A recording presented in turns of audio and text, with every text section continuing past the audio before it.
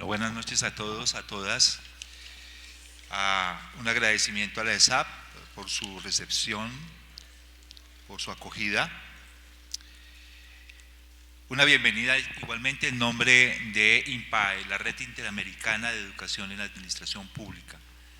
Es una red que cobija cerca de unas 37, 38 universidades de América, de Norteamérica, Suramérica y Centroamérica. Es un espacio de interacción, de intercambio profesoral, de intercambio de estudiantes, y es con ocasión de ese espacio que podemos contar hoy con las colegas que se sientan y hablan articuladas a una mesa de trabajo, que es la Mesa de Trabajo Colombia-Bogotá de la red INPAE.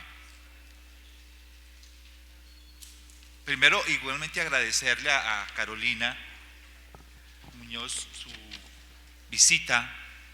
En estos días ha estado aquí en la escuela, ha estado en la Universidad Nacional, ha estado en la Universidad Javeriana, en varios espacios, articulando la posibilidad de dialogar con colegas, con estudiantes, sobre los temas fundamentales de género, del cuidado, de las políticas del cuidado. Carolina es administradora pública, licenciada en Gobierno y Gestión Pública en la Universidad de Chile. Tiene un título post obtenido en un diploma en género y especialización en planificación y políticas públicas también de la Universidad de Chile, y un diplomado en docencia universitaria basada en competencias, programas de perfeccionamiento docente del Departamento de Pregrado de la Universidad de Chile. Tiene una experiencia docente amplia en el área de Gobierno, Gestión y Políticas Públicas de la Escuela de Gobierno de la Gestión Pública del INTA de la Universidad de Chile. Igualmente es consultora de varias agencias, tanto estatales como no estatales. Esta experiencia profesional la articula también como coordinadora docente del Programa de Educación Permanente en Prevención y Promoción de la Salud y Subdirección de Educación Continua de la Universidad de Chile. Agradecemos tu presencia acá, igualmente toda esa labor que has tenido en todas estas universidades en estos días, esa acogida que has tenido para con nosotros.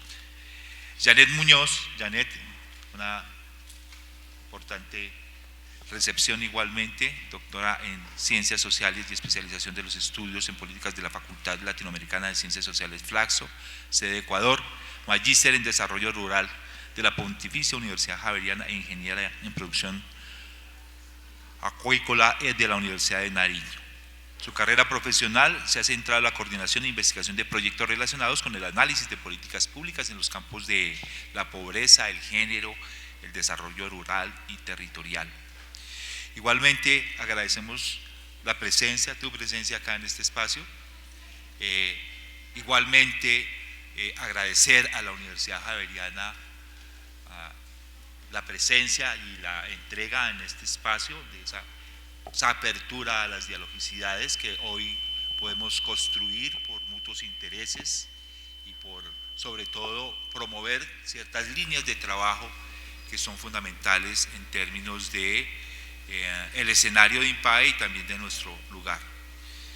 Actualmente es profesora, investigadora y editora académica de la Pontificia Universidad Javeriana, es consultora y trabaja en asuntos relacionados con lineamientos técnicos, operativos y presupuestales de la Dirección de Mujer Rural del Ministerio de Agricultura y Desarrollo Rural en Colombia. Finalmente nos encontramos con la compañera Andrea Marcela Barrera Telles. Andrea es politóloga de la Universidad Nacional, es docente de la Universidad Nacional e integra el grupo de investigaciones en teoría política contemporánea de la Facultad de Derecho y Ciencias Políticas. Adelanta actualmente sus estudios de doctorado y sociología, estudios feministas. Andrea igualmente tiene otra voz interesante aquí, pertenece a un colectivo de trabajo, el colectivo Adelina Gómez, que es lo que posibilita este espacio, ¿no? Un diálogo que permita reflexionar desde el orden de las formas de estatidad, desde las prácticas de los grupos sociales y desde la academia. Entonces sean todas y todos bienvenidos, sean todas bienvenidas a este espacio y comenzamos con nuestra primera dinámica de intervenciones sobre la postura de las compañeras en lo relacionado con el tema ya señalado, gestión de políticas públicas de género, relaciones entre Estado, sociedad civil.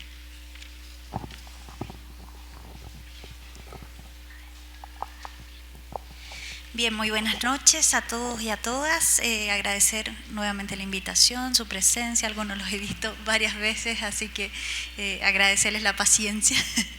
Y bueno, es muy importante para mí en particular estar aquí en la SAP. Yo soy docente de la Escuela de Gobierno y Gestión Pública de la Universidad de Chile, que es como el símil de esta escuela allá. Y tenemos un intercambio permanente con estudiantes de la SAP allá y de estudiantes de la Universidad de Chile acá, que están próximos a venir. Un gusto compartir con las compañeras, con Janet y con Andrea, y bueno, comenzar esta difícil misión de compartir con ustedes brevemente un tema que es tan profundo, ¿no? Es un tema que no es fácil hablar desde la superficialidad. Cuando hablamos de género en el Estado o cuando hablamos de administradores públicos, administradoras públicas, conversando, incorporando los temas de género, pareciera ser que estamos hablando en primera instancia de una situación un poco forzada, ¿no? Como que el Estado y la administración pública no tienen directa relación con aspectos de carácter social, cultural, con relaciones sociales que se dan más bien en otros ámbitos, ¿sí? Entonces, desde ahí quiero compartir con ustedes como esta mirada de por qué el Estado. ¿Por qué el Estado y los temas de género? ¿Por qué políticas públicas con dimensión de género o políticas públicas para abordar temáticas de género? Y desde ahí mi primera reflexión tiene que ver con cuál es el rol que le cabe al Estado, cuál es el rol que le cabe a las administraciones públicas en las transformaciones sociales, ¿sí? Muchas veces se asume que el Estado, sus administraciones, sus aparatajes públicos tienen ciertos roles neutrales, que el Estado es un garante del bienestar desde una posición bastante imparcial, ¿sí? ¿Qué es lo que nos interpelan los estudios de género en particular? ¿O cuál es la crítica que nos confronta? Es que el Estado de ninguna manera es un actor neutral, ¿sí? El Estado nunca es neutral. Y el Estado no es, muchas veces lo estudiamos desde una completa abstracción, ¿no es cierto? ¿Dónde está el Estado? ¿A dónde está? Lo estudiamos recurrentemente. Pero el Estado son las leyes, las normas, los recursos públicos, pero el Estado son las personas que lo componen, que lo materializan, que lo concretan, ¿sí? Por lo tanto, las personas que hacen que el Estado se encarne son personas que llevan consigo toda su historia, toda su vida, todas sus transformaciones culturales y todas sus construcciones sociales y culturales. Desde ahí el Estado está construido por hombres y por mujeres, con sus historias, culturas, roles, estereotipos, que finalmente hacen que los Estados y las administraciones públicas de ninguna manera sean actores neutrales, ¿sí? La segunda idea que quiero compartir es que muchas veces se entiende que los temas de desigualdades, discriminaciones, exclusiones, entre ellos los temas de género, son como nuevas obligaciones del Estado y su administración pública.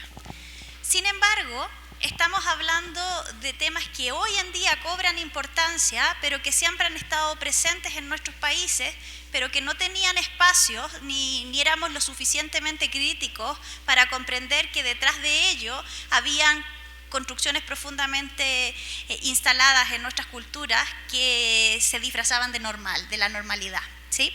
Por lo tanto, estos temas que parecen nuevos son temas que siempre han estado presentes en nuestros países, en nuestras culturas, y que requieren que el Estado simplemente se abra a incorporar dimensiones que durante mucho tiempo estuvieron ajenas a su quehacer, pero que siempre han sido parte de nuestra sociedad, ¿sí?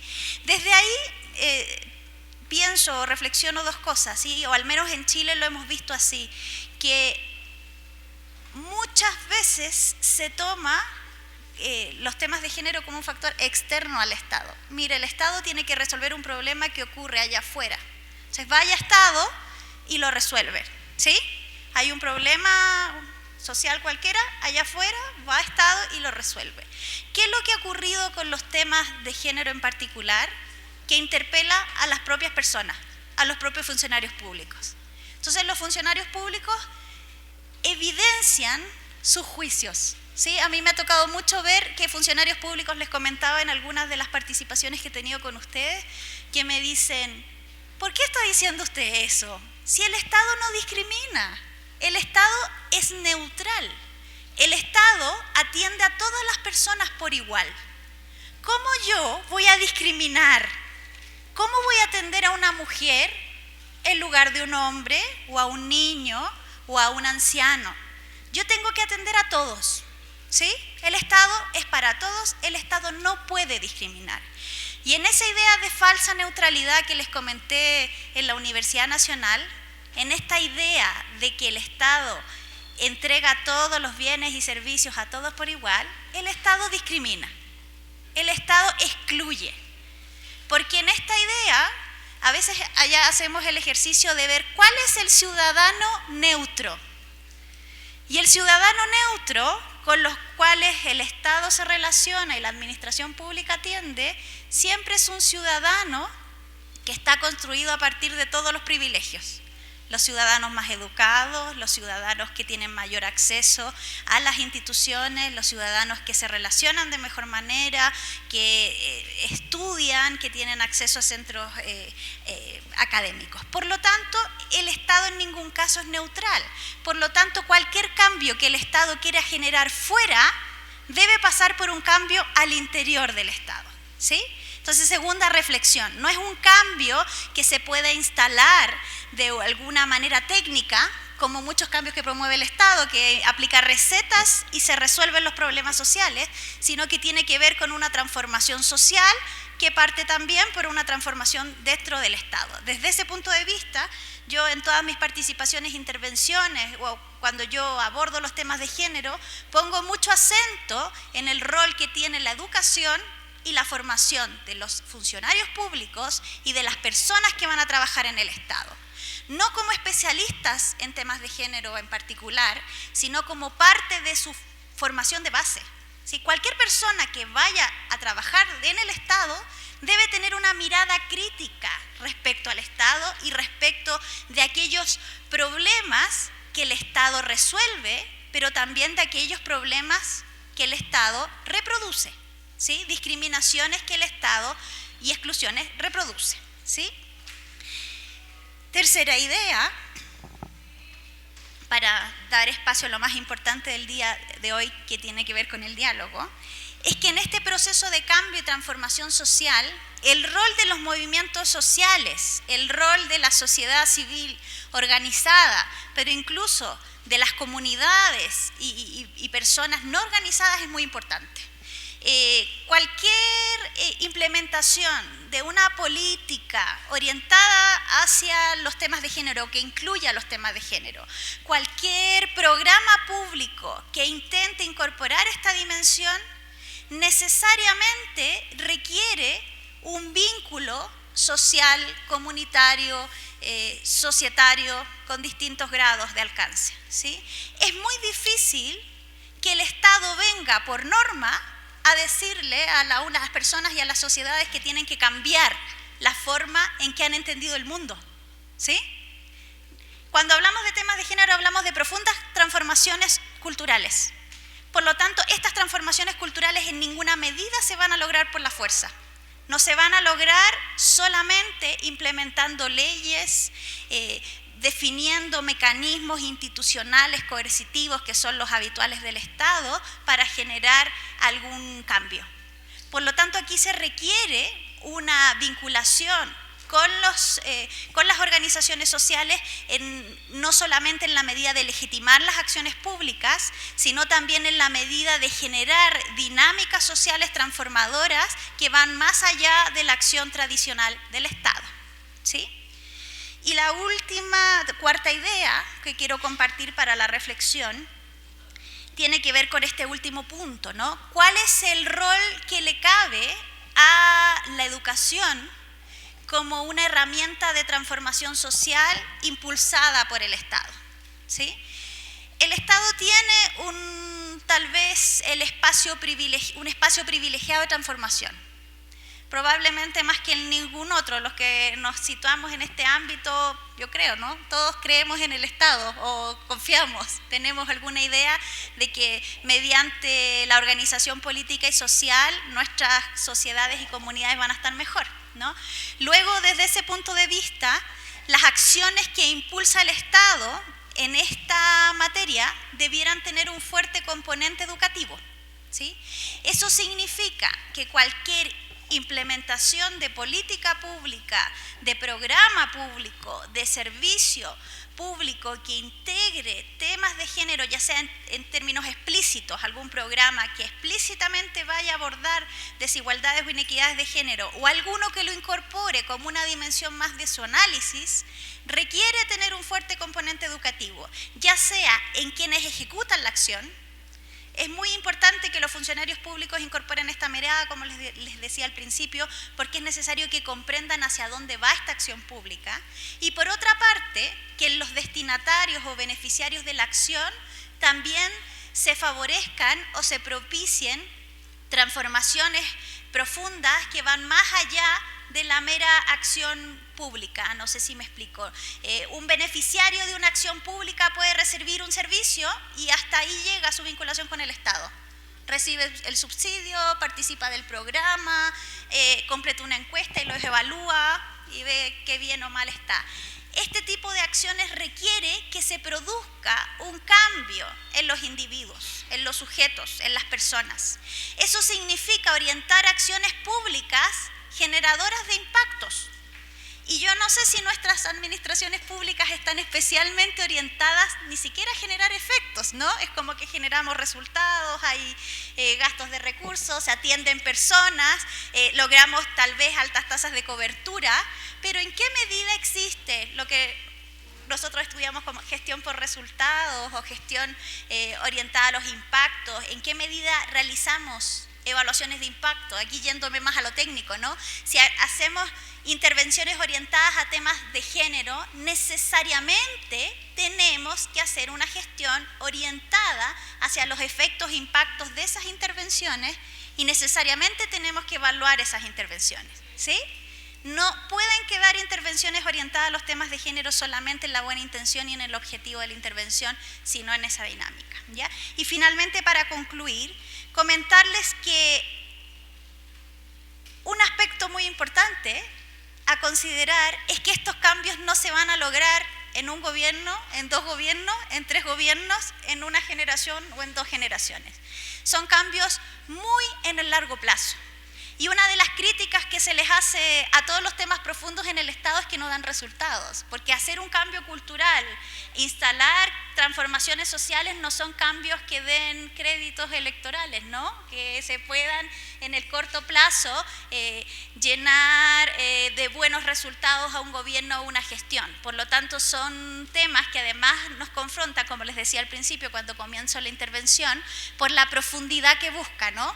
Necesitamos necesariamente instalar cambios que tal vez no vamos a ver en esta generación, sino en varias más. No sé cómo voy con el tiempo, les cedo la palabra a mi colega. Buenas noches, gracias Gabriela por... ay, qué pena, Carolina, no sé por qué pensaba que era Gabriela. Bueno, Carolina, gracias. Bueno, yo quiero un poco aportar a la reflexión de Carolina desde mi experiencia en trabajos e investigaciones que tienen que ver sobre todo con análisis de políticas públicas en contextos territoriales y rurales, y también con investigaciones que tienen que ver con políticas que se han diseñado bajo el enfoque de género y mirar un poco cómo se han dado en la práctica este tipo de políticas en las cuales el Estado es un actor principal.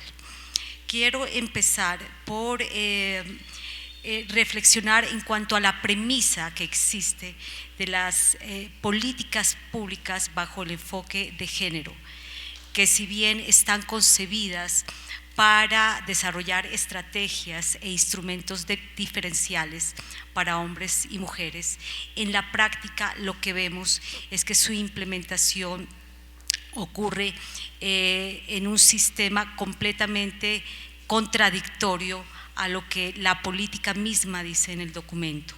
¿Qué quiero decir con esto?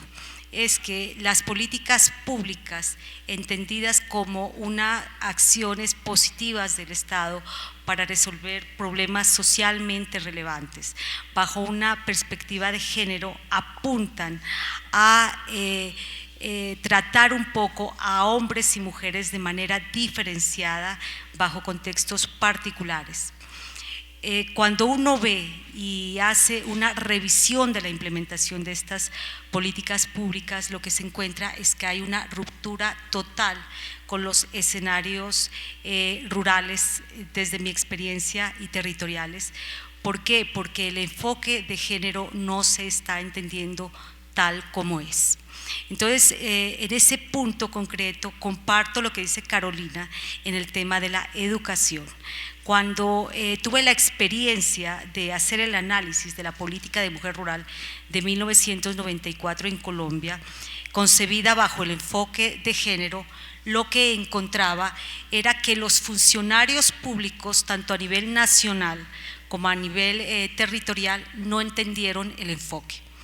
Pensaron que era una política con enfoque de mujer en el desarrollo, en el cual asumían que las mujeres eran productoras, y desde ese enfoque productivista generaron toda una serie de estrategias para incorporarlas a los programas productivos en las instancias territoriales, y en ninguna manera lograron que mujeres y hombres accedan en igualdad de condiciones y oportunidades a los diferentes programas y proyectos.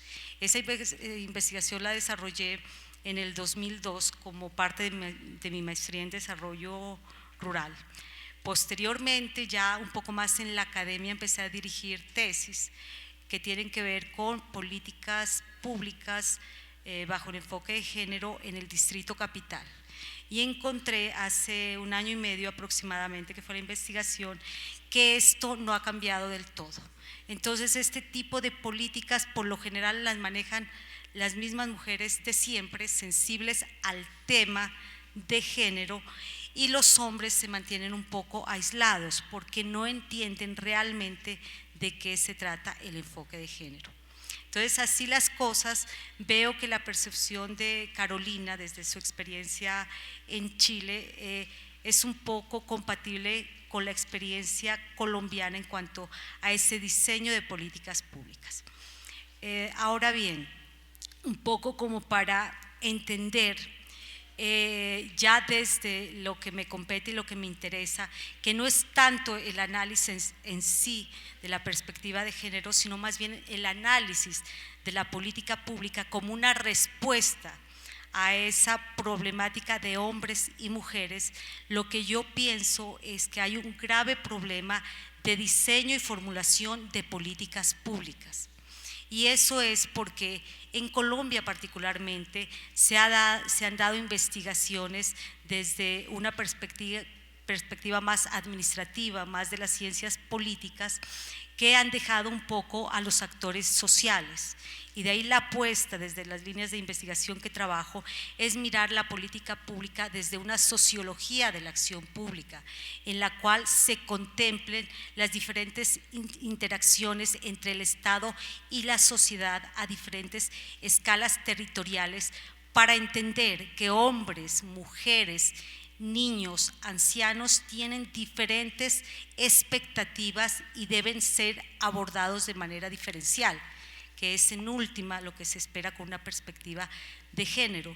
Y ahí es dar un poco la apuesta, digamos, a cambiar esa visión de las políticas públicas emanadas desde el Estado bajo un enfoque unidireccional, sin tener en cuenta esas particularidades y especificidades territoriales. Entonces, en esa apuesta es comprender un poco que la educación va a la par con el diseño de políticas públicas bajo un enfoque de género. Y estoy totalmente de acuerdo, Carolina, en que se debe capacitar a los funcionarios públicos y a los implementadores de las políticas para que asimilen efectivamente esa perspectiva de género. Y más aún en el momento actual en el que estamos en Colombia con el famoso tema de la ideología de género. Entonces es una reflexión, y sobre todo a los chicos y las personas que están estudiando, a entender y comprender esa visión de enfoque de género.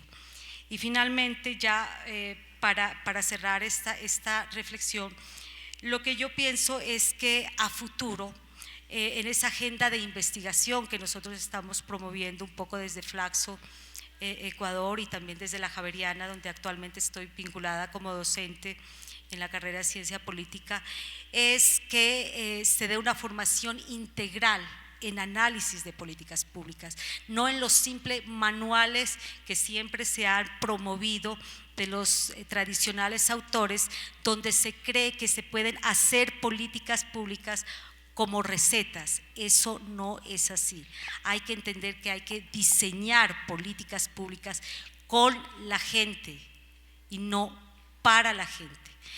Y sobre todo a las personas que están saliendo ya de las universidades, es que deben ser sensibles al tema de género, pero bajo un buen entendimiento, y sobre todo tener práctica en los territorios colombianos, que son tan diversos, complejos y dinámicos, como dice un autor alemán. Entonces, los invito a las personas a cambiar esa mirada de análisis de políticas públicas y a dar esa visión de la sociología de acción pública, que en suma tiene que ver con esa premisa de que la acción pública es a las políticas públicas como la gobernanza es al gobierno, o sea, relaciones horizontales con actores en todos los niveles, involucrados en todas las fases de estas políticas y acciones del Estado. Muchas gracias. Bueno, pues buenas noches para todas y para todos. En primer lugar, pues agradecer la invitación. Yo estoy muy contenta y pues les agradezco a quienes me antecedieron en la palabra. Yo voy a tratar de estar a la altura de lo que aquí las compañeras en el sillón han hecho. Vamos a ver cómo nos va. No, para que las expectativas bajen bastante, porque no es fácil, ¿cierto? Pero digamos que creo que voy a retomar algunas de las cosas que ya han sido dichas, porque por más que son insistentes, efectivamente yo creo que son puntos que uno puede llegar a ver como evidentes cuando se adentra en los temas de género, pero que no necesariamente son evidencias, y justo la cotidianidad y la práctica nos demuestra que poder hacer todo menos evidente, adentrarse, implementar, pensar algo como el enfoque de género. Eso este país no lo demuestra día a día. Y como decía ahorita la profesora, el hecho de que recientemente haya habido toda una controversia que fue clave en el plebiscito, ¿cierto? Para decir esto se llama ideología de género, ¿cierto? Y no lograr hacer la distinción entre lo que es la ideología de género, a esto le ponemos todas las comillas necesarias, y el enfoque de género nos muestra que efectivamente de género podemos hablar mucho, pero no es una evidencia, y que falta mucho trabajo de parte del Estado, también de la sociedad civil, y digamos de todas y todos nosotros como seres humanos, para entender que efectivamente el género es importante, es estratégico, básicamente porque lo que nos permite es identificar y trabajar para el desmonte de desigualdades, opresiones y explotaciones desde mi punto de vista. En todo caso, comenzar por decir que, disculpen aquí la autorreferencia, pero pues yo así reflexiono. Creo que un primer punto que para mí fue muy importante, como tratar de entender y desmontar en este asunto el enfoque de género en el Estado, fue entender justamente que por más que yo tuviese antes, porque cada vez lo trato de superar más, pero que tuviese la tendencia a pensar al Estado como una institución completamente homogénea, es un error.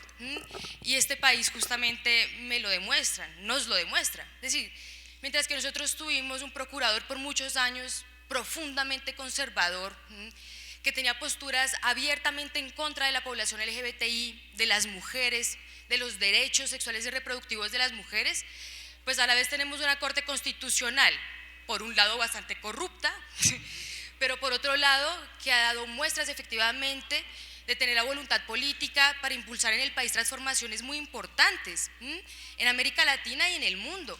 Hay conquistas muy importantes que han sido impulsadas a través, por ejemplo, de la Corte Constitucional.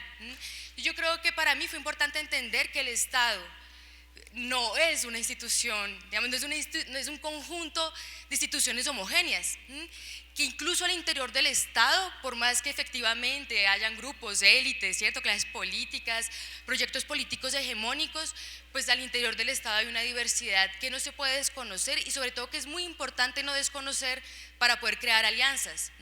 Y creo que, por ejemplo, ahí los sectores LGBTI de este país y el movimiento de mujeres han sabido jugárselas en determinados escenarios porque han sabido con quién hablar y en qué momento. Justamente no se han ido a hablar con el procurador porque de entrada la tenían perdida, pero se han hablado con la Corte Constitucional y, reitero, han tenido avances, al menos normativos, que no necesariamente prácticos, pero no le vamos a restar tampoco el valor a la normatividad, ¿cierto? Eso de un lado, pero del otro lado también entender, creo yo, para mí en todo caso fue importante empezar en el camino del entendimiento también de la heterogeneidad de la sociedad civil organizada. Sí, hay sociedad civil organizada también profundamente conservadora, que considera que ser homosexual es una enfermedad, es un pecado, que debemos quemarnos en el infierno, y esa es parte de la sociedad civil organizada. Pero también hay sectores más progresistas, afortunadamente, de la sociedad civil, ¿cierto?, que no tienen esas apuestas, que tienen apuestas en la defensa de derechos y justamente en la transformación de relaciones sociales de opresión, de exclusión y de explotación. Ese, digamos, como el primer gran punto que yo quisiera como en mi autorreflexión compartir con todas y todos ustedes. Y luego efectivamente decir que en ese sentido yo creo que, como decían las profesoras que me antecedían en la palabra, sí hay algo clave que yo creo que ciertos sectores de la sociedad civil que, digamos, están como en la lucha por la conquista y la defensa de derechos, han protegido, digamos, es como una de las grandes apuestas que se hace desde esos sectores de la sociedad civil, es justamente la incidencia, pero una incidencia permanente.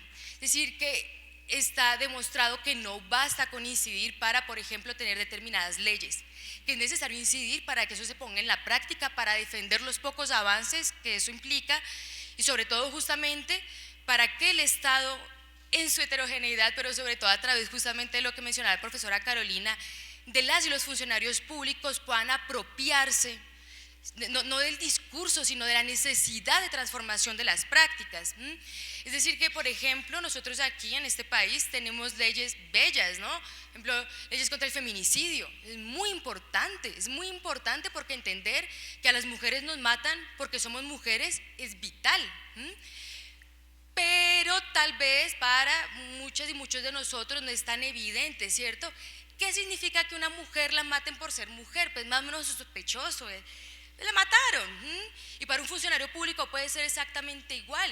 Entonces, ¿cómo hacemos para mover a los funcionarios públicos de ese sentido común? Pues un trabajo de incidencia constante. ¿Cómo hacemos, por ejemplo, para que las y los funcionarios públicos se apropien del hecho de que si una mujer va y denuncia un caso de violencia intrafamiliar, eso constituye un problema no privado de esa mujer, no privado de un hombre que aparentemente está muy loco, es un problema social, es un problema político que requiere atención de parte de esa funcionaria o de ese funcionario y de la institucionalidad del Estado. Eso requiere de incidencia. Y yo creo que en todo caso este país es muy esperanzador justo por eso, porque los movimientos sociales, los movimientos de mujeres, los movimientos feministas, LGBTI, están siempre moviéndose justo en términos de hacer incidencia, de hacer seguimiento a la implementación de las políticas públicas, en términos pues del enfoque de género, que es lo que nos convoca, quiere decir, pero en todo caso no es claramente una tarea fácil, porque finalmente pues las políticas públicas son parte integrante de esta sociedad, no vienen de afuera, no vienen de los márgenes, pues nace de lo que somos, y querámoslo aceptar o no, con matices, pues somos una sociedad profundamente machista, diría yo en todo caso patriarcal, para decir las cosas como con más claridad. Eso por ese lado. Y en términos de la incidencia, justamente yo creo que una de las tareas muy importantes que hace la sociedad civil constantemente, ciertos sectores de la sociedad civil, en términos de incidencia, es justo visibilizar las discriminaciones, las opresiones, las explotaciones que sufren, por ejemplo, las personas que hacen parte de la población LGBTI o las mujeres en este país. Y yo creo que eso es muy importante, por más que a veces pueda parecer, reitero como inicié la intervención, puede que cuando uno empieza a hablar de género y se encuentra con gente que habla de género y está como, todo empieza a parecer una evidencia, como, ¿cómo es posible que no lo entendamos? Pero pues la realidad afortunadamente nos sacude y pues claro, nos muestra que lejos de, y que el trabajo de visibilizar esos fenómenos es fundamental. Y con eso a mí que me parece que es como clave, y que en eso yo creo que las organizaciones, insisto, feministas del LGBTI y de mujeres juegan un rol clave, es en llamar a las cosas por su nombre. Lo que les decía antes, a una mujer no se la mata porque sí, no es porque justo esa mujer, Periquita Pérez, se enamoró de un loco que fue y la asesinó. Es que eso tiene que ver necesariamente con estructuras de violencia, con violencias estructurales, con fenómenos sociales, con fenómenos políticos, que por supuesto que tienen encarnaciones individuales, ¿sí? Porque claramente Periquita murió a manos de su expareja, pareja, compañero. Pero eso revela de estructuras sociales, hace parte de una estructura y no es un problema justamente privado, y por eso es tan importante que el Estado se ocupe y que los sectores sociales llamen a las cosas por su nombre. Y no es tarea fácil, porque por ejemplo en términos de violencia sexual, igual es todo un logro, porque cada vez lo llamamos más por lo que es. En todo caso es complicado porque uno puede encontrar, no sin mucha dificultad, digamos más bien fácilmente, posturas del tipo, bueno, pero a los hombres también se los viola, y sin ninguna duda, no vamos a decir que no, que el 100% estadísticamente comprobado a pesar del subregistro, no, por supuesto que sí. Por supuesto que hay hombres a los que se les viola, pero eso no implica, pero en absoluto, que la mayor parte de las personas violadas son mujeres y violadas por personas de su entorno familiar. Vuelvo, insisto, perdón que sea tan insistente, pero es que así pienso yo, reitero insistentemente. Eso es un problema fundamentalmente político y es importante llamar a las cosas por su nombre, ¿sí? Como en el ejército, no son manzanas podridas. Es que eso nos habla de estructuras sociales y políticas y es importante que se hable de eso, digamos, de estructuras, digo yo, en términos efectivamente que revelan del asunto público y que es muy importante entonces justo que el Estado se ocupe, y en eso la educación de las y los funcionarios públicos, yo estoy de acuerdo con las dos personas que me anteceden en la palabra, es fundamental porque si no, justo bajo el manto de la autoridad estatal, de la neutralidad estatal, pareciera que ellos no hacen nada. Ellos lo único que hacen, como decía la profesora Carolina, es ser neutros como corresponde al Estado. Pero por ejemplo, sí, y yo creo que aquí, perdón que yo me meta, pues su merced, la profesora tendrá mucha más autoridad que yo para decirlo, pero en términos de, por ejemplo, la mujer rural en el país, las mujeres rurales en el país, porque efectivamente hay diferencias territoriales muy importantes. Ahí hay un trabajo muy amplio demostrando que las mujeres rurales en el país tienen muchas dificultades para acceder a la propiedad de la tierra. Hay de hecho una ley de mujeres rurales, pero la implementación de esa ley está en pañales después de muchos años de que existe, después de muchas luchas. Y si uno de funcionario público, de funcionaria pública, cree que finalmente, bueno, si es que la mujer no se acerca, ¡ay, qué lástima! Pero la estructura está ahí para que ella acceda, pues efectivamente uno está desconociendo una parte vital de la realidad social, porque eso no es cierto, porque básicamente que las mujeres no accedan a la propiedad rural no es porque ellas no quieran, porque les da mucha pereza, es porque obedece a fenómenos sociales que impiden, que obstaculizan, en todo caso que hacen mucho más difícil que una mujer acceda, por ejemplo, a la propiedad rural. Entonces yo creo que efectivamente, vuelvo, insisto, yo creo que el papel de la sociedad civil en términos de la incidencia, en términos de decir las cosas por su nombre, es realmente fundamental. Y eso obviamente acompañado claramente, como decían las profesoras, de una formación transversal de las personas que trabajan con el Estado. Porque si no, efectivamente, todos se pueden llegar a sus casas por la noche muy tranquilos pensando que están cumpliendo con su función, muchas gracias, cuando efectivamente eso lo que permite es reproducir estructuras, ¿cierto?, que oprimen, que explotan, que finalmente conducen efectivamente a que se instauren desigualdades hacia las mujeres y hacia la población LGBTI, hablando del enfoque de género. Y yo dejaría ahí, muchas gracias.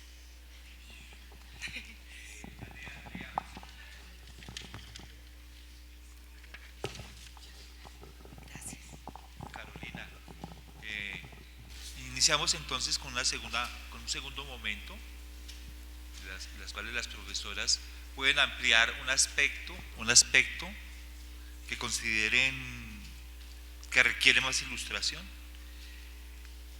atendiendo a los comentarios de las otras compañeras, para después poder dialogar entre nosotros, para poder participar con ocasión de preguntas o con ocasión de cortas experiencias que tengamos sobre el asunto.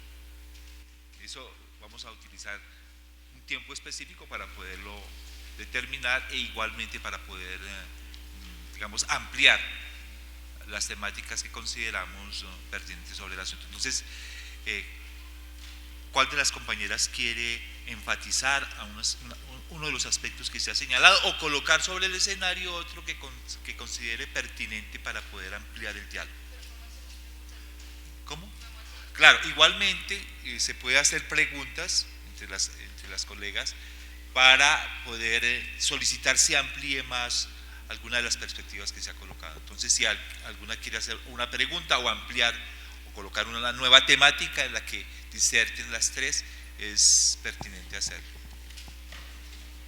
¿Quién se le mide?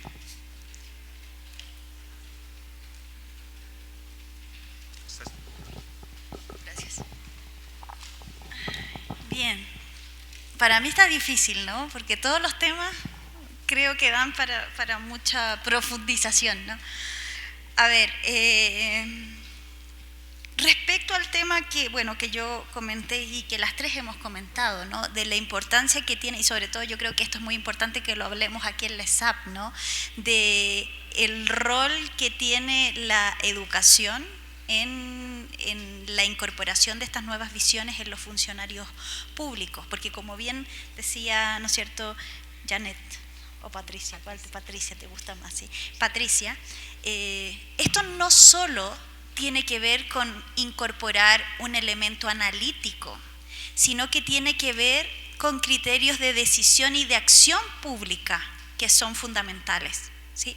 Muchas veces cuando estudiamos el Estado y las políticas públicas pensamos que las políticas públicas se elaboran por ahí en un espacio de profunda inspiración ideológica y política, y solamente por el hecho de hacerla ya fue exitosa. Pero yo creo que es un desafío que les va a tocar a ustedes encontrarse no en muchos años más, como decía Patricia.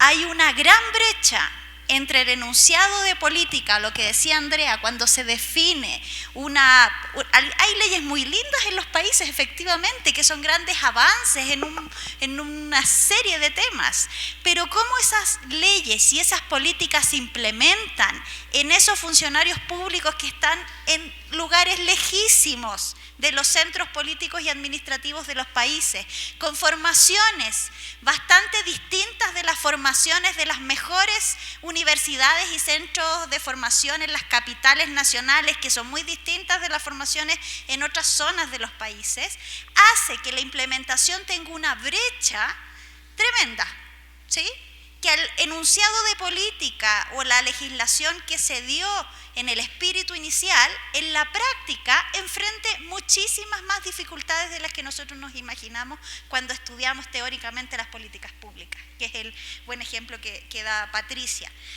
Y por ahí me gustaría tal vez preguntarte si en esa investigación salieron cuáles eran las principales barreras, ¿ya?, barreras o dificultades para implementarlo.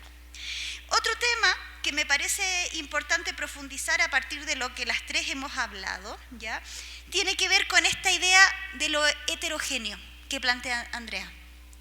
Que así como el Estado no es en ningún caso neutral u homogéneo. La sociedad, la comunidad, la humanidad es profundamente heterogénea. Por lo tanto, si pensamos desde estos tal vez sentidos o lugares comunes que terminan siendo los más escasos, ¿no? Lo que debiera primar en la gestión del Estado y la gestión pública debiera ser la diferencia y la diversidad. Sin embargo, y ahí tenemos que preguntarnos por qué, ¿desde dónde se instala la idea de normalidad? Porque nosotros desde el Estado somos profundamente normativos, porque nos acomoda eso. Pero cuando hablamos de incorporar enfoques de diversidad, de género, estamos autoconfrontándonos a diversificar nuestra mirada y a intentar desestructurar esta visión de lo normativo, y que lo normativo es lo normal y que lo normal es lo correcto. Y ahí podemos entrar en un tema profundamente filosófico, ¿no? De cómo estas lógicas se instalan en el Estado, ¿sí? Y me parece muy, muy importante la idea que plantea Andrea de llamar las cosas por su nombre, ¿sí? Porque uno de los aspectos tal vez más críticos de lo que yo les comentaba, de incorporar una visión educativa en la formación de los funcionarios públicos y en la implementación de políticas públicas, que es lo que toca Patricia, la integración de estos temas es profundamente resistida, ¿sí? Y lo han tocado. En el caso de Colombia reciente es un muy buen ejemplo de aquello, ¿ya? Y vemos de todo tipo de resistencias, ¿sí? De las resistencias más condescendientes, de bueno, sí, yo acepto la diversidad, pobrecito, ¿sí? Como una concesión. Hay una aceptación, pero desde la concesión. O resistencias de no, o sea, ¿de qué me están hablando, no? Vamos a destruir la familia, vamos a destruir la sociedad, vamos a destruir, no sé, nos va a castigar Dios, ¿no es cierto? Hemos escuchado todo tipo de argumentos, ¿sí? También hay argumentos de resistencia que tienen que ver con, yo les comentaba, cuando hablaban en el sur o en Chile de ni una menos, muy rápido salieron los hashtags de, bueno, ni uno menos. Y me decía aquí Janine de nadie menos, ¿sí? Porque todos somos importantes, todos somos personas que no merecemos ser maltratadas, no merecemos ser asesinadas. Pero es muy importante el énfasis que pone Andrea de poner las cosas por su nombre, ¿no? Cuando hablamos de una muerte de una mujer, es una muerte que está enraizada profundamente en una cultura donde la dominación y la subordinación está naturalizada, ¿sí? Y es muy triste. Yo les comentaba, hay un caso, aquí tienen casos paradigmáticos de femicidios, feminicidios, como les llaman, ¿sí? En Chile hace pocos meses tuvimos un caso tal vez de los más brutales de ataques a mujeres en el sur, en la Patagonia, que está como la creencia de que, bueno, en las zonas rurales a veces pueden ser más tranquilas o no ocurren esas cosas feas que ocurren en la ciudad. Pero en el sur de Chile ocurrió el ataque a una mujer, la atacó su pareja, la golpeó, la dejó inconsciente. Cuando la dejó inconsciente, le sacó los ojos, ¿sí? Y la mujer sobrevivió. La mujer está viva, ¿sí? Luego fue un caso tremendo, ¿sí? Y no muy tarde empezaron los análisis que siempre ocurren en los casos de femicidio. Pero y bueno, ¿qué habrá pasado con ellos? No podemos saber por qué estaban tan enojados, ¿no? Y empezó el cuestionamiento. Ella se llama Nabila, creo. Y ella, porque es un nombre que no es común en Chile, ¿sí? Le empezaron a indagar en la vida personal. Bueno, es que ella tiene 3 hijos de distintos padres, ¿sí? Buscando argumentos que socialmente tenemos instalados para legitimar la violencia contra las mujeres, ¿sí? Por lo tanto, cuando Andrea, y yo la felicito mucho, ¿no es cierto?, por el énfasis que pone de decir las cosas por su nombre, la perspectiva de género, y en este caso más bien el movimiento feminista y la teoría feminista nos hace una invitación a la sensatez, ¿sí? A decir, esto no es un caso como cualquier otro. Esto tiene que ver con una profunda relación de dominación, ¿ya? Que se traduce desde pequeñas violencias domésticas cotidianas hasta casos tan terribles y como el que yo le estoy relatando a esta mujer chilena, ¿sí? A las mujeres se les abusa sexualmente, a las mujeres se les mata solo por el hecho de ser mujeres, ¿sí? Y eso es algo que debiéramos de verdad evitar, ya que debiera ser es un deber de todos los estados, ¿ya? Y yo aquí, bueno, quiero comentar algo también desde una visión más personal, reflexiva y so pena de ser algo vehemente, ¿ya? Pero yo sí creo que hay una ideología de género, ¿no? Aquí se ha hablado mucho de una ideología de género. Y esa ideología es invisible. La ideología de género que existe, como dice Andrea, es patriarcal. Estamos en un orden patriarcal que se sostiene y se defiende. A mí lo que más me impresiona es cómo se defiende, ¿sí? Ya quisiéramos que defendiéramos así la paz, que defendiéramos así la justicia, que defendiéramos así la igualdad, porque la dominación sí que se defiende, ¿sí?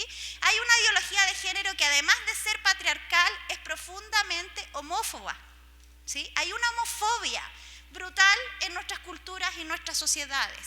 Hay una ideología de género que es machista y que es sexista, y eso sí que es profundamente ideológico, y eso sí lo tenemos instalado en nuestras culturas de las maneras más amables, amorosas, válidas, con creencias, ¿sí? Y ya con eso termino. Y le doy la palabra a Patricia. Gracias. Bueno, yo voy a hacer un comentario breve para insistir un poco en el tema del diseño de las políticas públicas, que yo creo que es el problema fundamental para permitir realmente que los enfoques de género, el enfoque de derechos, el enfoque territorial, etcétera, realmente sean asimilados tanto por los funcionarios públicos como por los actores que se tejen en los diversos territorios.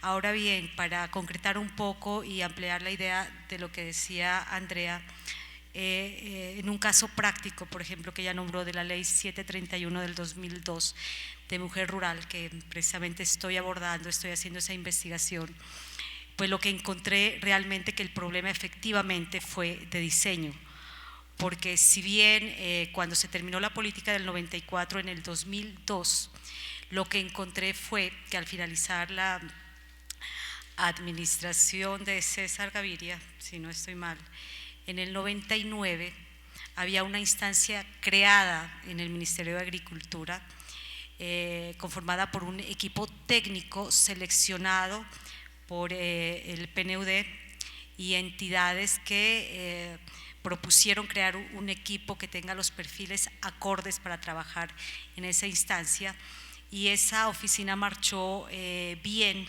relativamente bien, 3 años, pero al finalizar la administración de César Gaviria, la oficina se empezó a desvirtuar, llamándolo de algún modo, con gente que no era apta para manejar las diferentes estrategias contempladas en la política, porque se convirtió en una instancia burocrática en la cual salieron los funcionarios que habían sido inicialmente incorporados y se empezaron a incorporar personas que no tenían ningún perfil.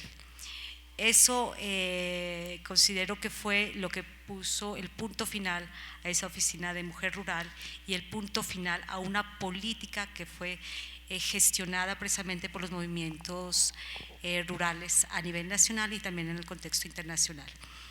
Cuando ya miramos posteriormente la formulación de la Ley 731, que también fue gestada por organizaciones rurales, pues lo que vemos es que queda un poco coja en el sentido de que no se contempló que debía haber una instancia precisamente articuladora de las diferentes estrategias e instrumentos, y fue una falla porque si bien hicieron un buen aporte estos movimientos sociales, la implementación, que totalmente, obviamente, como estoy de acuerdo contigo, Andrea, no se ha puesto en marcha esa ley, estuvo a manos del Estado, y eso propició para que en este momento se empiece a hablar de la creación de la Dirección de Mujer Rural, que ya está institucionalizada, pero que no está puesta en marcha. ¿Por qué? Porque se está nuevamente direccionando todo de tal manera que el Estado empiece a conformar una dirección bajo sus criterios y lineamientos, sin tener en cuenta un poco las necesidades de las organizaciones rurales femeninas. Y esto es dar como un retroceso a todos estos procesos, y es entender que efectivamente el problema es de diseño. ¿Por qué? Porque es que las políticas públicas, desde una mirada neoinstitucional, deben tener 4 aspectos claves, que son instrumentos que integran la política pública en 4 áreas. 1, la información. Tenemos información de una problemática de mujeres rurales colombianas. Segundo, los instrumentos de autoridad. Tenemos leyes que respaldan efectivamente, una ley 731 que respalda a esta población. Tenemos unos instrumentos que en la teoría dice que deben ser los presupuestales, los económicos, llamados los instrumentos de tesoro, que no están claros.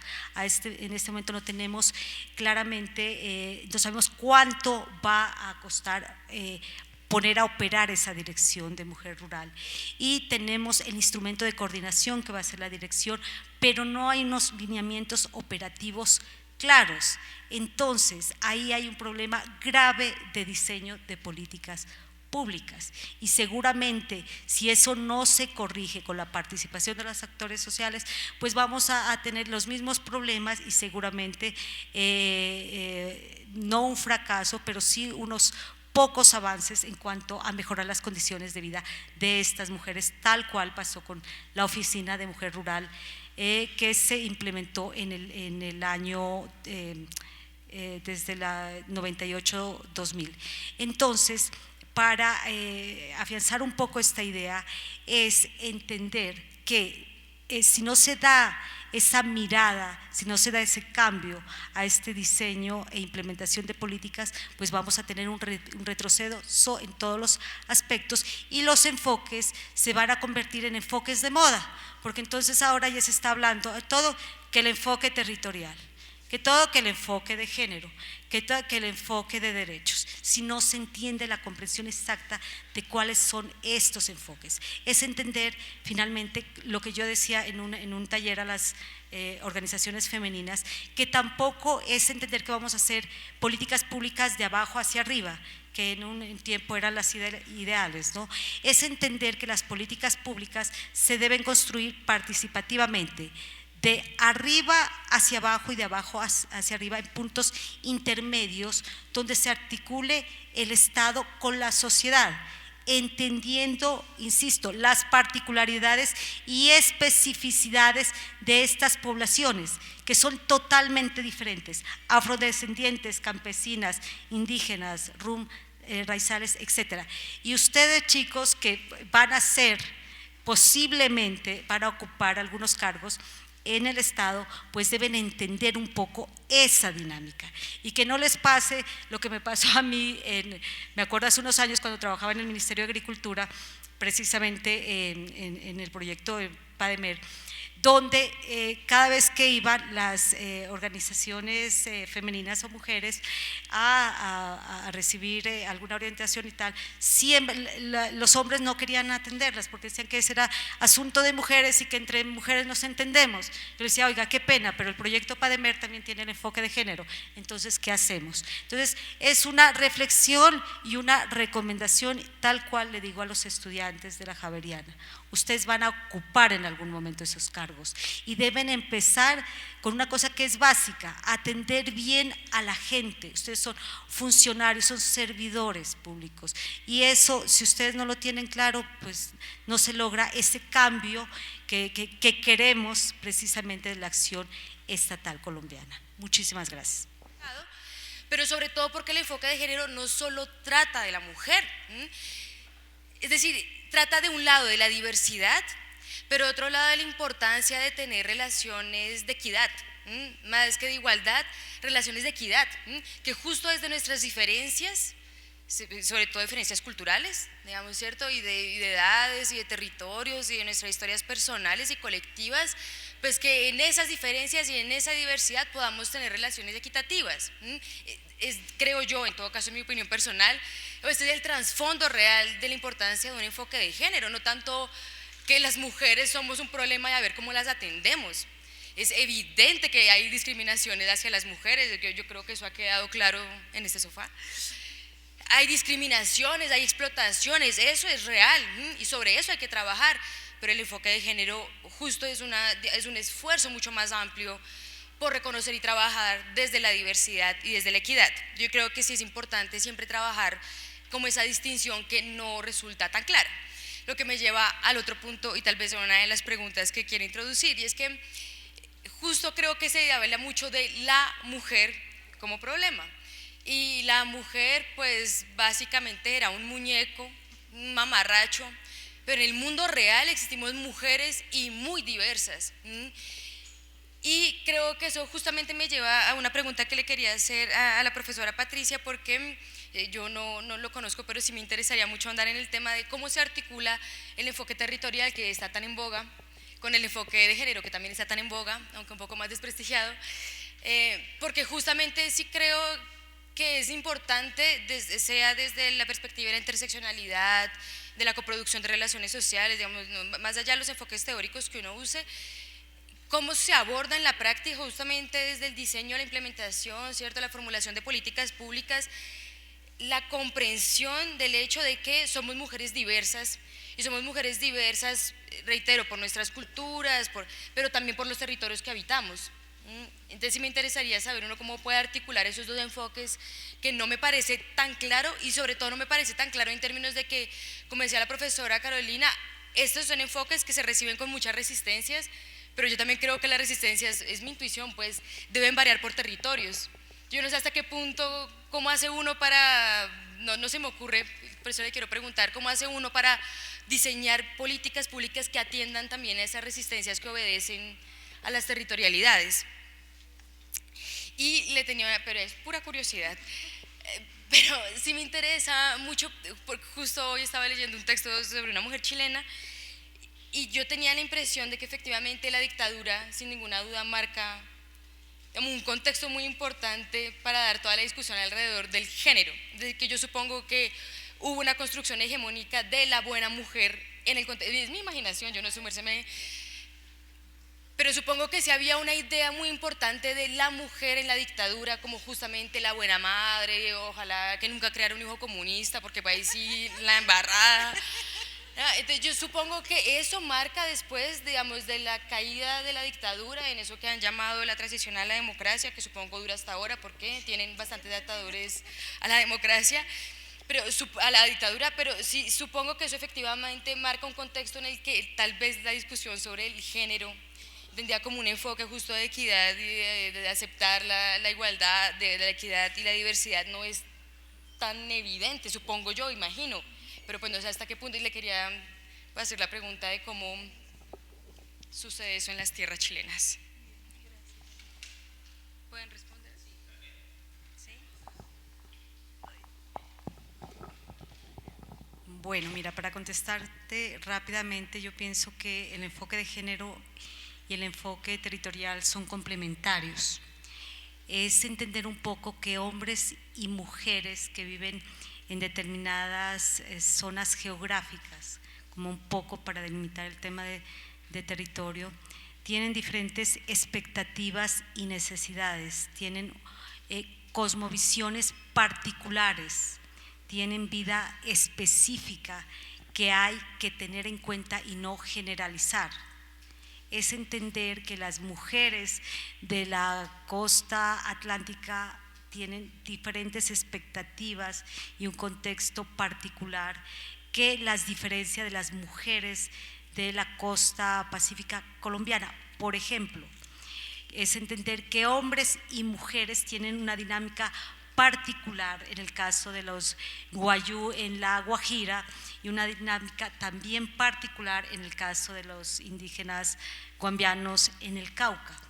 Es tener esa sensibilidad Entonces, por eso era que yo invitaba a varios estudiantes cuando tocan el tema de las prácticas sociales, es que cuando ustedes vayan a esos contextos particulares van a entender mucho de esa cosmovisión particular y seguramente la vida les va a cambiar como me cambió a mí hace muchos años cuando conviví con una comunidad de pescadores en la costa pacífica. Entonces, como para concretarte un poco, es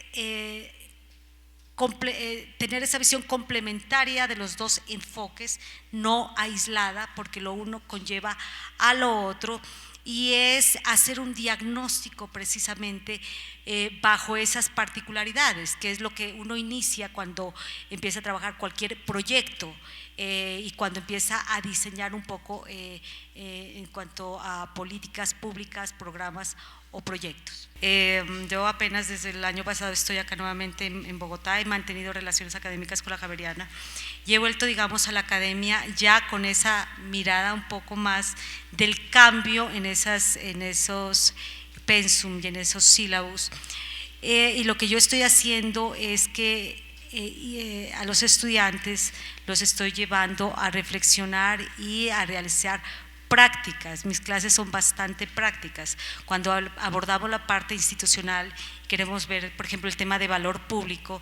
Está bien, los estudiantes leen autores, reflexionan, hacen reseña, pero yo les digo, ¿y esto cómo se ve en la práctica?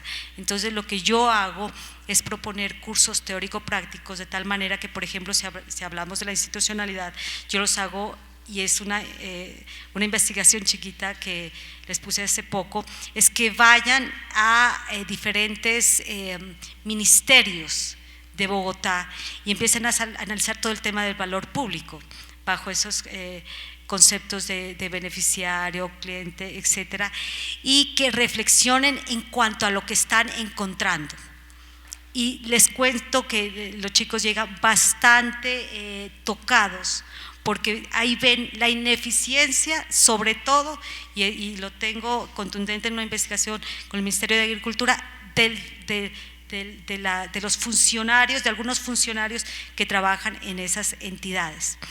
Y asimismo, por ejemplo, para todo lo que tiene que ver, por ejemplo, con abordar actores sociales, yo llevo, por ejemplo, a organizaciones o a representantes de organizaciones de mujeres a que les dé una charla. Así de sencillo, para que se empiecen a relacionar con esos actores que en algún momento les va a tocar. Hace poco hice un taller, hace un mes y medio, en el Putumayo, y abordaba el tema de políticas públicas y enfoque territorial, con funcionarios públicos de las alcaldías, con líderes indígenas, afrodescendientes, tenía de todos los niveles. Pero para homogenizar un poco, me diseñé una estrategia pedagógica de tal manera que ellos comprendan qué era el enfoque territorial a través de dinámicas, que las llamé dinámicas territoriales, como unos juegos que en la que empezaban a reflexionar qué era el territorio y desde su perspectiva en grupos, en diferentes grupos culturales, qué necesitaban para el desarrollo de su territorio. Entonces yo pienso que en eso se debe dar una renovación de las clases, sobre todo en estas carreras que están dedicadas a todo el tema de función pública, como el tema de ciencias políticas o administración pública, etcétera. Y lo bueno, yo digo un poco entre comillas, es que yo tengo una formación que no es de ciencia política, tengo una formación más social y vengo desde la práctica, digamos. Yo me empecé a formar desde hace mucho tiempo y desde muy joven con comunidades en contextos muy particulares que me dieron una visión un poco más integral, y después empecé a formarme en aspectos relacionados con Estado, políticas públicas e institucionalidad. Entonces, para concluir, profesor, yo creo que hay que diseñar nuevas estrategias pedagógicas de formación para los estudiantes, para que se dé ese cambio, porque si seguimos con los mismos manuales van a seguir saliendo funcionarios que van a querer ocupar cargos públicos y que no tienen ni idea de lo que es la realidad de Colombia, y menos si se van a otros países, por ejemplo, a trabajar, ¿no?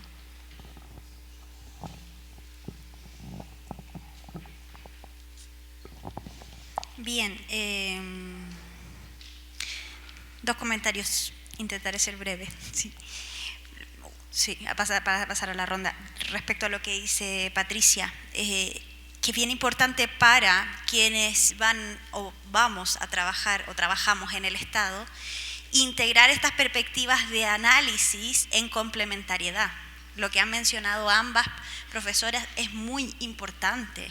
Muchas veces en Chile la reacción de los funcionarios públicos es viene con cosas de género, de mujeres, que lo vea el Servicio Nacional de la Mujer. Nosotros aquí agricultura, no.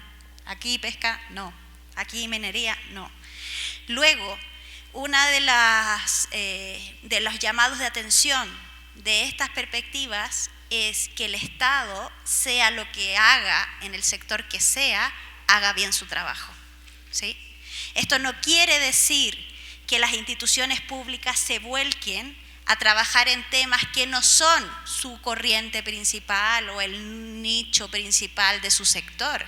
Esto tiene que ver que resuelva las necesidades de su sector de mejor manera, integrando diferencias entre las personas, hombres y mujeres, niños, adolescentes, adultos mayores, con distintos contextos territoriales, etcétera, ¿sí?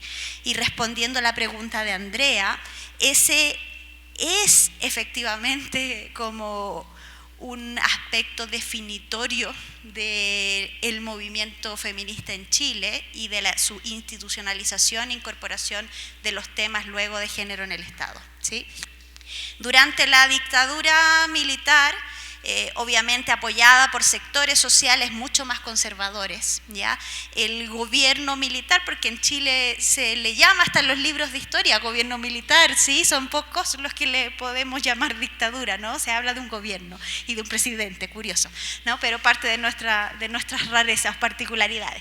Luego se promueve una visión muy tradicional de la familia, ¿sí? Y en el caso de las mujeres se promueve fuertemente el rol de las madres como salvadoras y resguardadoras de este orden tradicional, social, ¿sí? De hecho, el otro día la comentaba la Javeriana que la esposa del dictador, que era la primera dama, entre comillas, lideraba una fundación que se llamaba SEMA Chile, que son los centros de madres, que es una de las principales formas de organización social de base de las mujeres en sectores populares, y ni siquiera son sectores de élite, ¿sí? O sea, hay una fuerte intención ideológica en eso, ¿ya? Luego, ¿cómo se aglutinan estos temas y se incorporan a la agenda pública en particular? Es porque en la coalición, o más bien la concertación de partidos que buscan la democracia, que ahora en Chile están todos separados, pero en ese momento estaban todos unidos, ¿ya? Hay un grupo de mujeres que se denominan Mujeres por la Democracia, que instalan la agenda feminista, la agenda de género en el programa de gobierno de los partidos por la democracia, que son los que asumen el gobierno posterior. Entonces, claramente, toda la incorporación de estos temas tiene una carga ideológica, una posición política, está muy ligada a los partidos de izquierda. De hecho, en estos últimos 5 o 6 gobiernos que hemos tenido, solo ha habido uno de derecha y se volvió a una visión más conservadora de los temas de género. Eso. Todas y todos los que quieran, de un lado, hacer una intervención que complemente o amplíe intervenciones cortas, o que las compañeras amplíen con ocasión de preguntas específicas los argumentos que han colocado. O si ustedes consideran que hubo un asunto que no se colocó, se ha puesto pues en el tapete aquí a ver cómo es el asunto. Entonces, queda abierto el espacio para que aquí está cómoda lugar, estimado, venga para acá. Ahí tienes el sillín.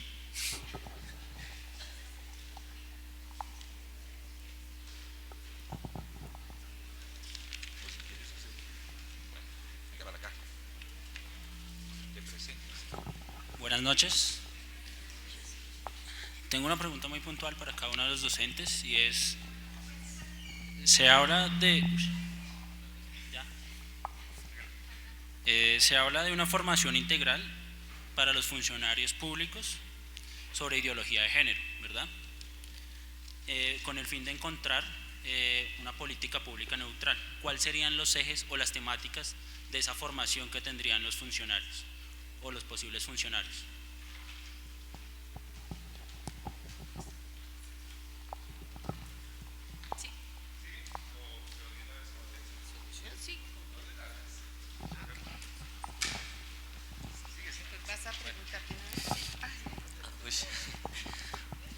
Bueno, mi pregunta es más unificadora y va más enfocada a que la mujer en esta sociedad, y más en la colombiana, es muy machista.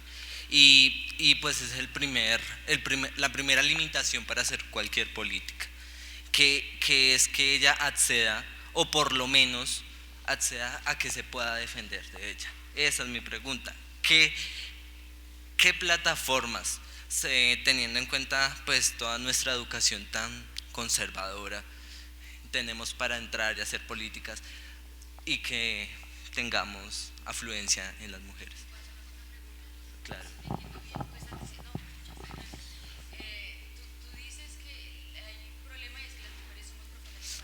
No las mujeres. Gran parte de las mujeres tienen conductas muy machistas. Pues va a sonar muy social, pero las relaciones en las que los hombres dan cabida pues al coqueteo, al conquiste, y se cierra la mujer a hacer todo, y eso va más allá a su sexualidad, a que el hombre es el único que puede proponer y todo eso, aunque no quería poner ese ejemplo.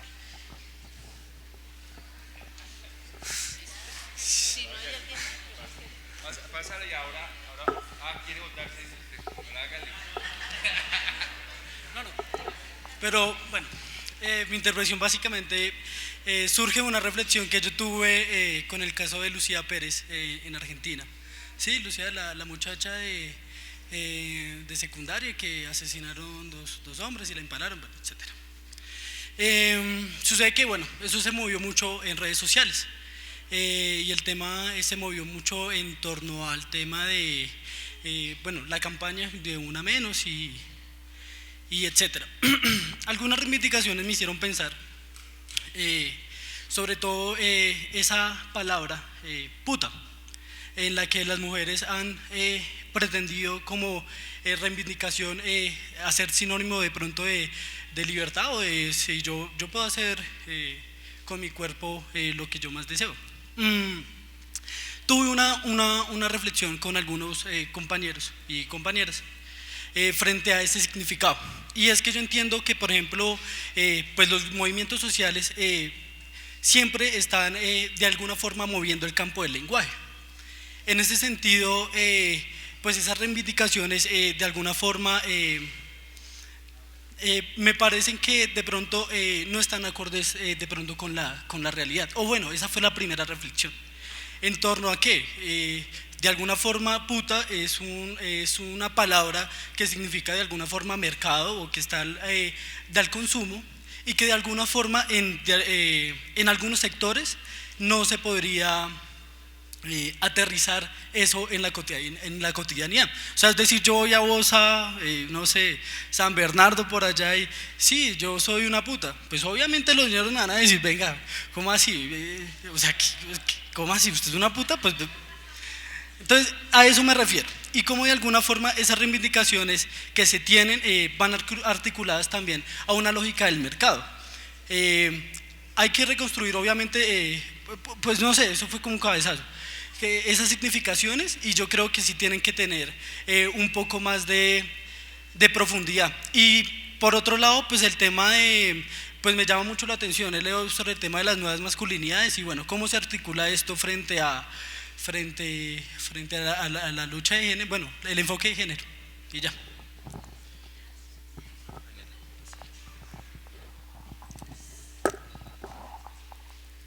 No, escucharnos. Se pueden retirar. Seguimos manteniendo el orden. Si quieres tú contestas.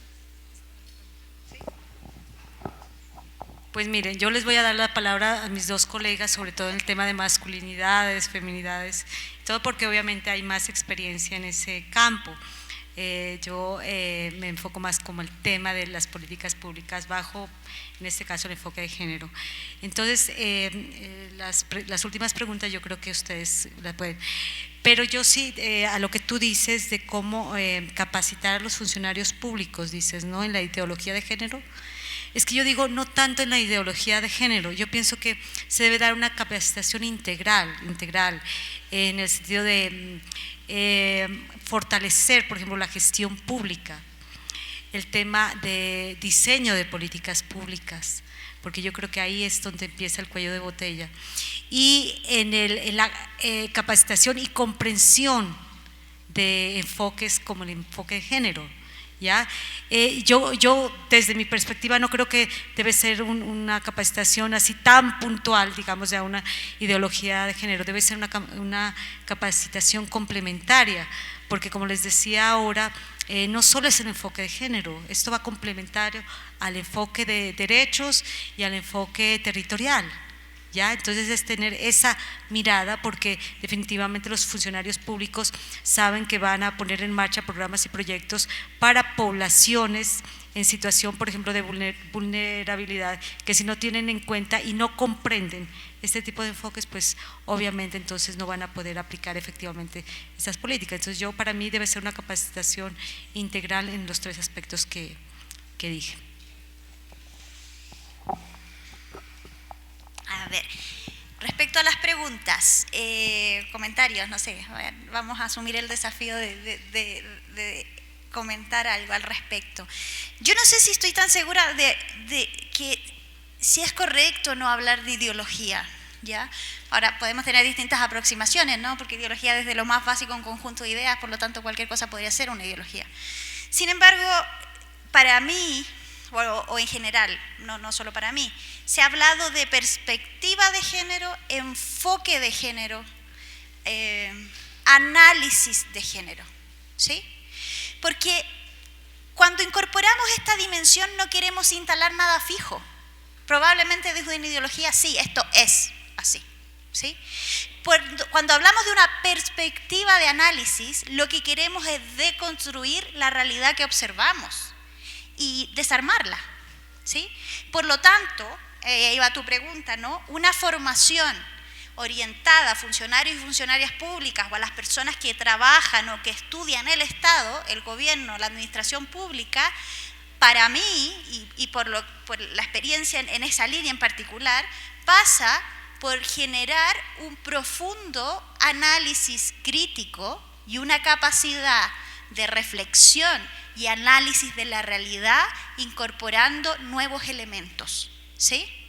Por lo tanto, o sea, podría decirte un temario de un plan de estudios de cualquier línea de formación en temas de género, pero pensando en qué conocimientos, qué habilidades, qué competencias se requiere desarrollar en las personas, es una visión y análisis crítico.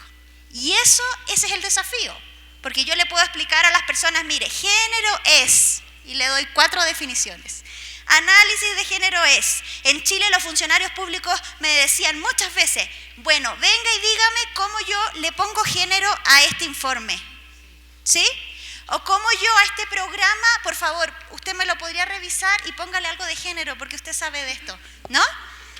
Luego, justamente eso no es la perspectiva de género. Algo que se integra como una medida técnica, que yo se la inserto en un capítulo a un libro, o le incorporo las palabritas en distintos momentos del informe, sino que tiene que ser una capacidad de analizar una situación siendo capaces de cuestionar por qué aquello que vemos es así como lo vemos, ¿sí?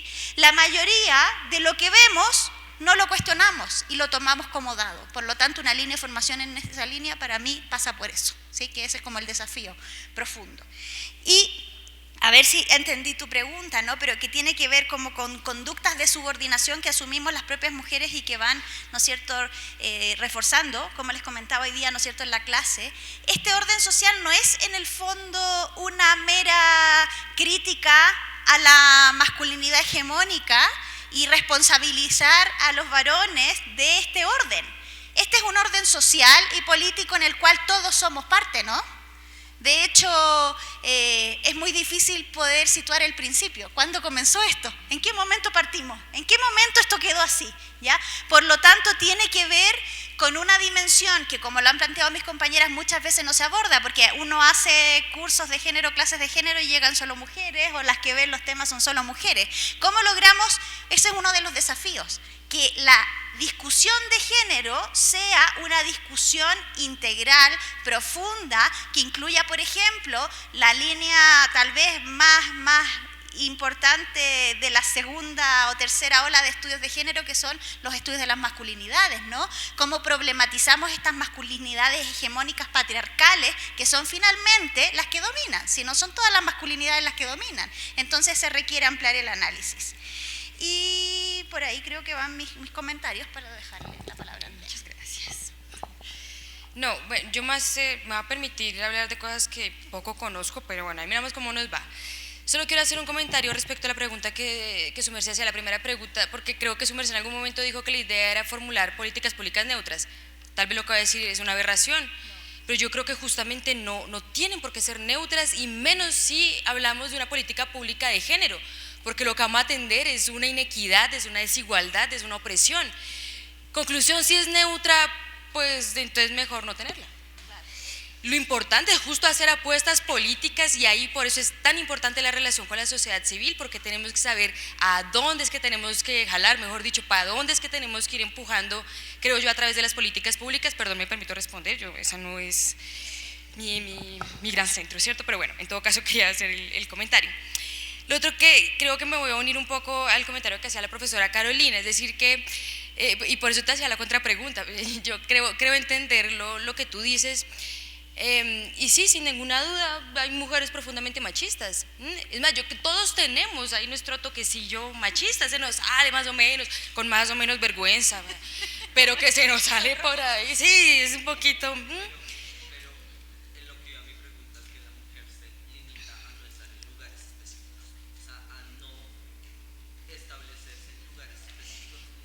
Sí, bueno, yo creo que tú tienes razón, pero eso no es un problema individual, me parece a mí en todo caso, yo te voy a responder también desde mi postura, eso no es un problema individual, no es un problema de conciencia, es más, no es solo un problema de empoderamiento, porque si las mujeres no salimos a todo, yo te voy a poner, y esto es de mi experiencia como mujer, si yo no salgo al centro por la noche como sale mi hermano, yo creo que no es porque yo esté más o menos empoderada.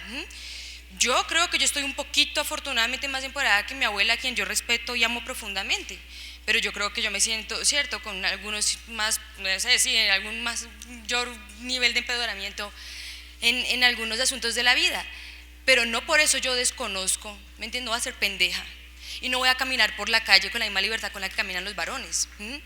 Y yo no, con esto que quiero decir, yo estoy de acuerdo en que efectivamente hay comportamientos que se van repitiendo, que son limitantes físicos, que son limitantes mentales, pero eso no es culpas. Yo no creo que se trata de hablar de culpas ni de los varones ni de las mujeres, sino justo lo que tú señalabas, justo tú mismo creo yo te das la respuesta, son relaciones, y es ahí donde tenemos que trabajar, es a eso, a la transformación de esas relaciones donde tenemos que atacarlo.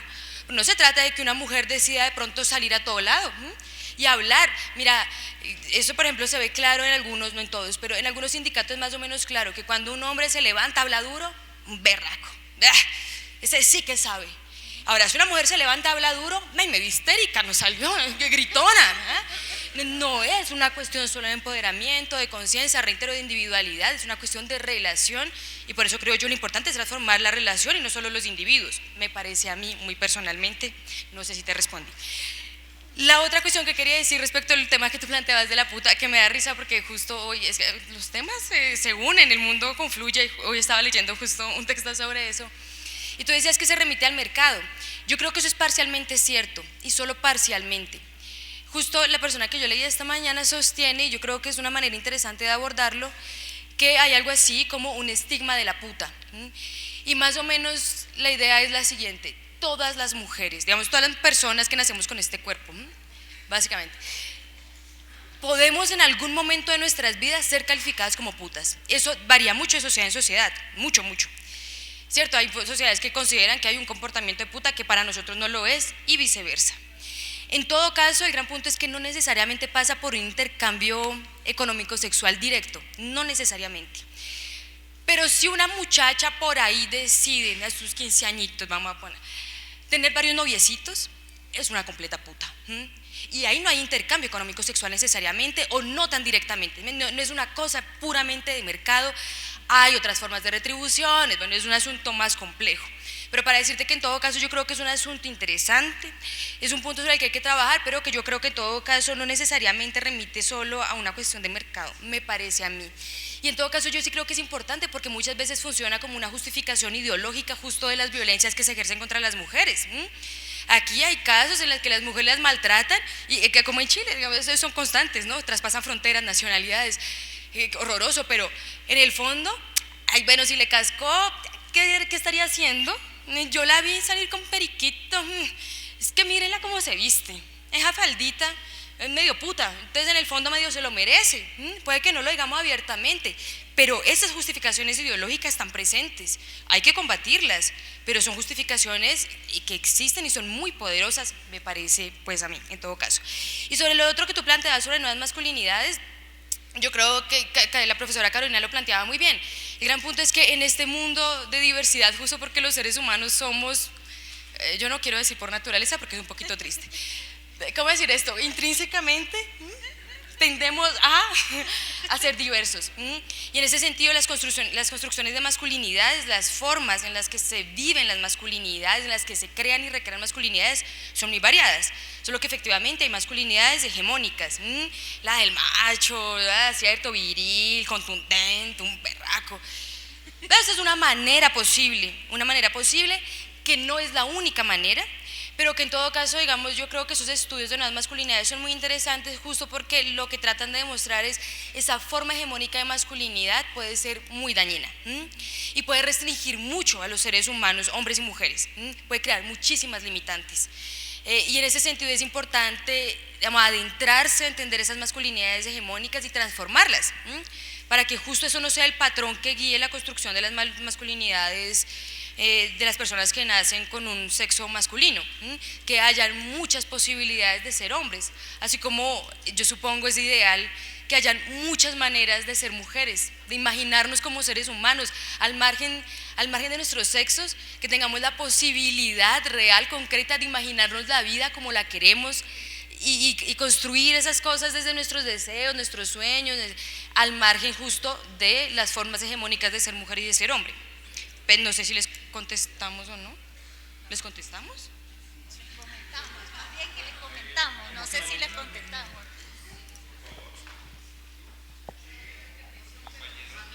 Gracias, chicos. Gracias. Es que si te lo recibo,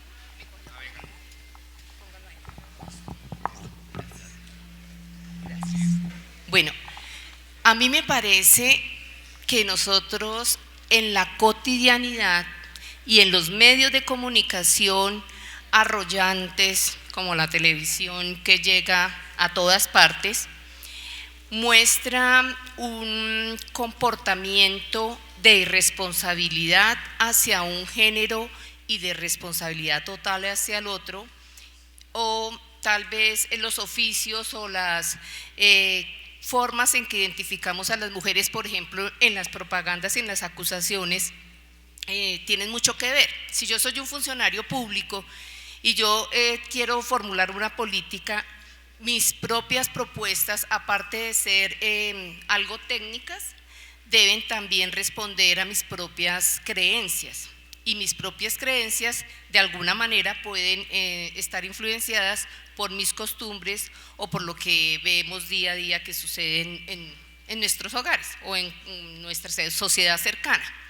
Entonces, si ustedes observan por ejemplo, las propagandas, los oficios que desempeñan o los roles que desempeñan el uno y el otro tienen mucho que ver con eso, ¿sí? con ese abismo que se observa entre un posible enfoque de género. Y yo creo que ese enfoque de género sería mucho mejor o evolucionaríamos más si incluimos al otro género. Entonces, por ejemplo, en el Instituto Colombiano de Bienestar Familiar, toda la política es para la mujer, el hombre no aparece. Entonces, no sé cómo las mujeres se reproducen si el hombre jamás aparece y nunca tiene ninguna responsabilidad, y creo que ahí empieza la brecha.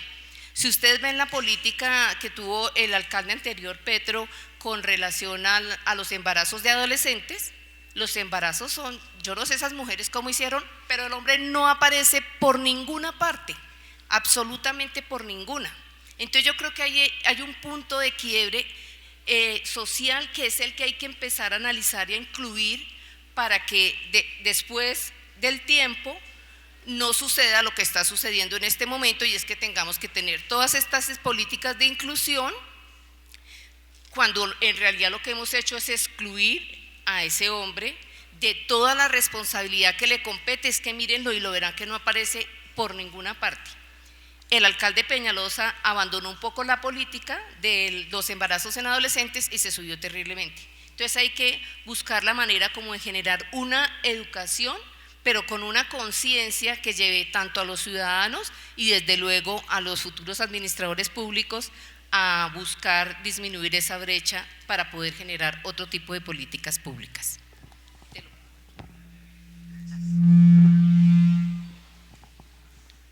Buenas noches. Con respecto a lo que tú hablabas anteriormente, pues yo tengo una pregunta.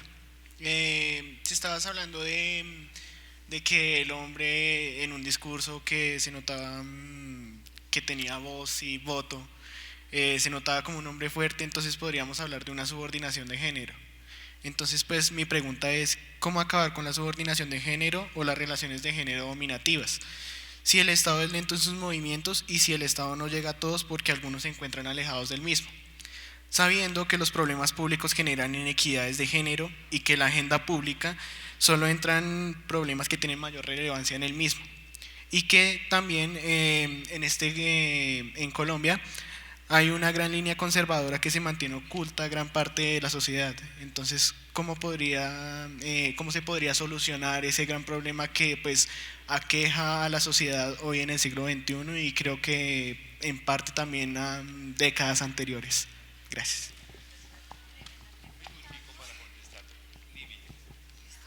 Se nos acabó el tiempo. Estimadísima, sí.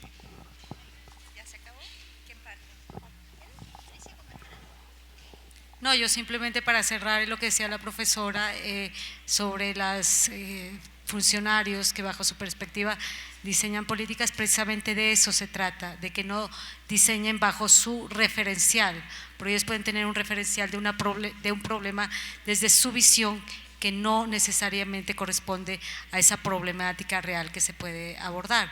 Entonces yo insisto, es un problema de formación y de entender eso de cómo construir políticas públicas diseñadas participativamente y con enfoques diferenciales particulares.